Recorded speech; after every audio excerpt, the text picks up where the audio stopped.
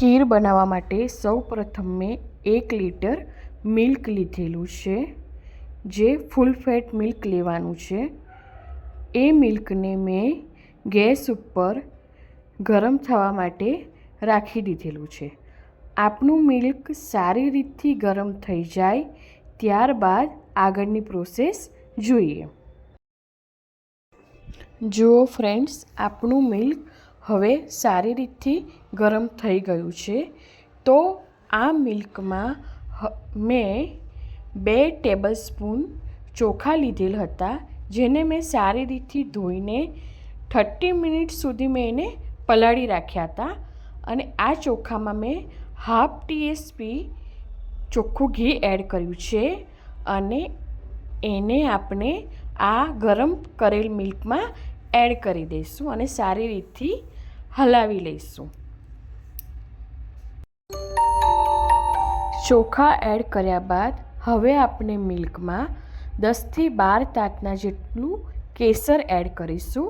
જે આ મિલ્ક ઉકળે છે એ સાથે જ આપણે એડ કરવાનું છે, જેથી એનો કલર અને ટેસ્ટ બંને આ મિલ્કમાં સારી રીતથી એડ થઈ જાય. તો આ સ્ટેજ પર કેસર એડ કરી દેવાનું છે.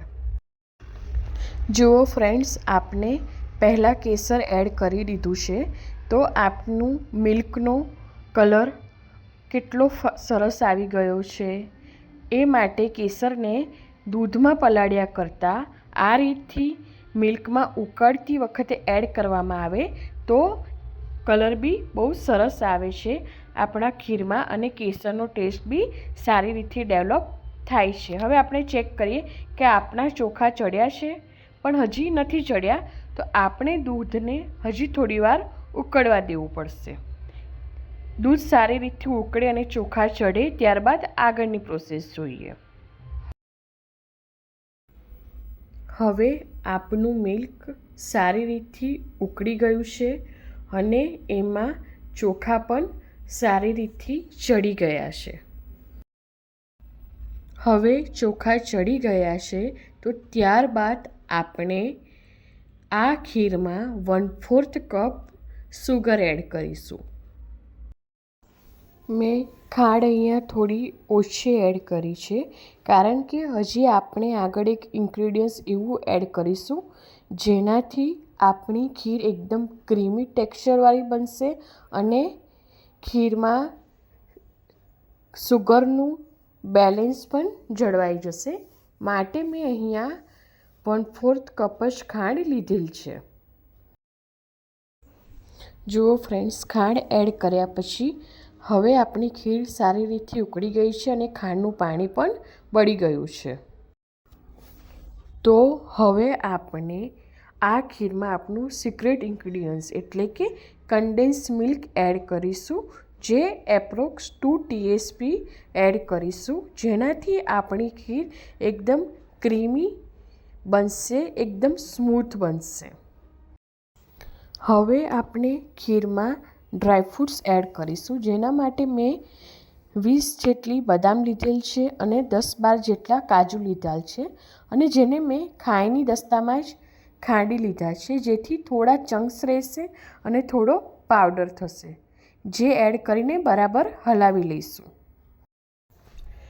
જુઓ ફ્રેન્ડ્સ, તમને મારી ખીરની રેસીપી પસંદ આવી રહી હોય તો આ ખીરની રેસીપી તમારા ફ્રેન્ડ્સ એન્ડ ફેમિલી મેમ્બર્સમાં પણ શેર કરજો, જેથી એ લોકો પણ આવી ટેસ્ટી અને ઇઝી રેસીપી ઘરે બનાવી શકે.